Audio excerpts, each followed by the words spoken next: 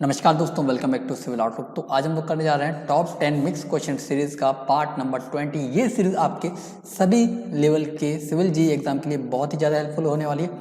इस सीरीज के हर एक वीडियो में हम लोग 10 क्वेश्चंस कराते हैं, साथ ही साथ वीडियो के लास्ट में आपसे एक इंपॉर्टेंट क्वेश्चन पूछा जाता है जिसका आंसर आपको कमेंट्स बॉक्स में कमेंट करके बताना होता है। अगर आपको इस वीडियो की PDF फाइल डाउनलोड करनी है तो लिंक डिस्क्रिप्शन में टेलीग्राम चैनल से जाकर डाउनलोड कर सकते हैं। तो चलिए बढ़ते हैं वन बाय वन क्वेश्चन की ओर। तो पहला क्वेश्चन क्या कहता है, resistance against freezing and thawing will be increase by. पहली बात है कि फ्रीजिंग एंड थोइंग को समझ लेते हैं क्या होता है ना। फ्रीज एंड थोइंग, फ्रीज यानी कि जमना, सीधा पॉइंट है। थो यानी कि थोइंग यानी पिघलना। जब हमारा कोई भी स्ट्रक्चर होता है उसमें वर्ड्स होते हैं तो बर्फ जाती है, जब पानी जाता है, ठीक है, और वो पानी जब जम जाता है तो उसका वॉल्यूम बड़ा हो जाता है तो क्रैक्स को और बड़ा कर देता है। तो फ्रीज होता है जिससे क्रैक्स बड़े होते हैं, पिघलता है, फिर उसमें ये प्रोसेस लगातार चलती रहती है, इसी को बोलते हैं फ्रीजिंग एंड थोइंग। तो फ्रीजिंग एंड थोइंग को रोकने के लिए हम लोग क्या करेंगे, है ना, क्योंकि केमिकल कंपाउंड दे रखे हैं, एक C3H दे रखा है, एक C2H दे रखा है। CTH की बात करें तो ये अर्ली स्ट्रेंथ देता है, ये क्या देता है, अल्टीमेट देता है, अल्टीमेट स्ट्रेंथ देता है। ये क्या देता है, रेजिस्टेंस टू फ्लोइंग, रेजिस्टेंस देता है फ्रीजिंग एंड थोइंग को लिए FNT। ये देता है केमिकल अटैक के लिए, किसके लिए, केमिकल अटैक के लिए। तो यहाँ पे आंसर क्या हो गया, increasing the percentage of C3H। हाँ, C3H की परसेंटेज जब हम लोग बढ़ा देंगे तब वो हमको रेजिस्टेंस देगा, डिक्रीज करने पे तो रेजिस्टेंस कम हो जाएगा, और C2H का कोई रिलेशन यहाँ पे इससे नहीं है। तो आंसर क्या हो गया, option number A is the right answer. Okay, अगला क्वेश्चन देखते हैं। The partial safety factor for field welding is. देखिए, एक होता है फैक्टर ऑफ सेफ्टी जो कि WSM में चलता है, एक होता है पार्शियल सेफ्टी फैक्टर जो कि हमारा LSM में चलता है। यहाँ पे लिमिट्स होती हैं, लिमिट्स, है ना, हर चीज़ की एक लिमिट होती है। तो पार्शियल सेफ्टी फैक्टर, अब ये पार्ट है हमारा DSS का, डिज़ाइन ऑफ स्टील स्ट्रक्चर का। तो स्ट्रक्चर स्टील में दो टाइप के होते हैं स्टील में पार्शियल सेफ्टी फैक्टर। पहला होता है आपका स्ट्रक्चर स्टील के लिए, दूसरा है आपका कनेक्शन के लिए। स्ट्रक्चरल स्टील में अगर यील्डिंग हो रही है, यील्डिंग हो रही है तो उसके लिए 1.10 है। बकलिंग हो रही है, अगर बकलिंग हो रही है तो उसके लिए भी 1.10 है। अल्टीमेट स्ट्रेस के लिए, अल्टीमेट स्ट्रेस के लिए 1.25 है।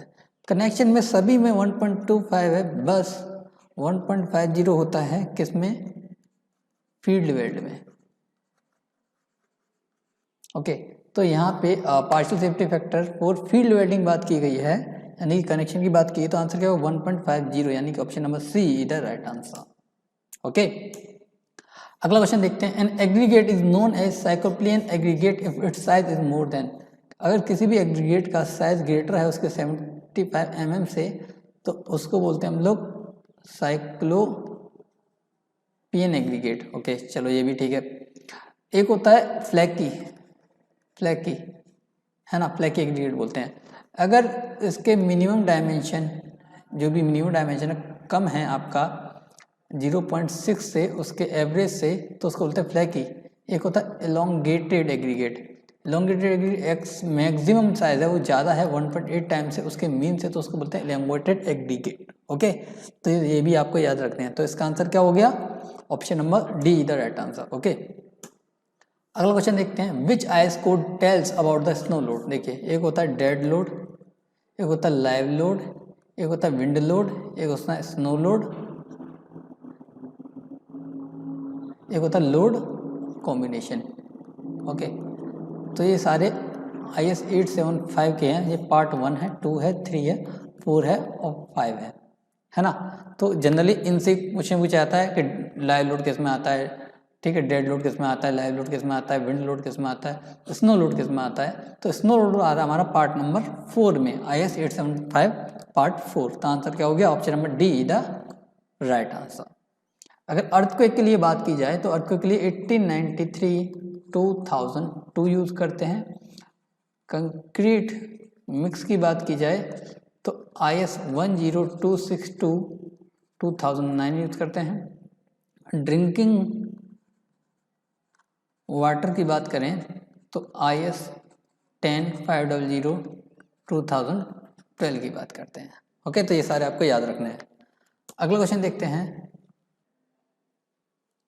तो अगला क्वेश्चन क्या कहता है, as per IS 456/2000 the permissible limit for sulphate in water to be use for making concrete. तो यहाँ पे बात हो रही है सल्फेट की। ओके, अगर मैं ऑर्गेनिक की बात कर लूँ,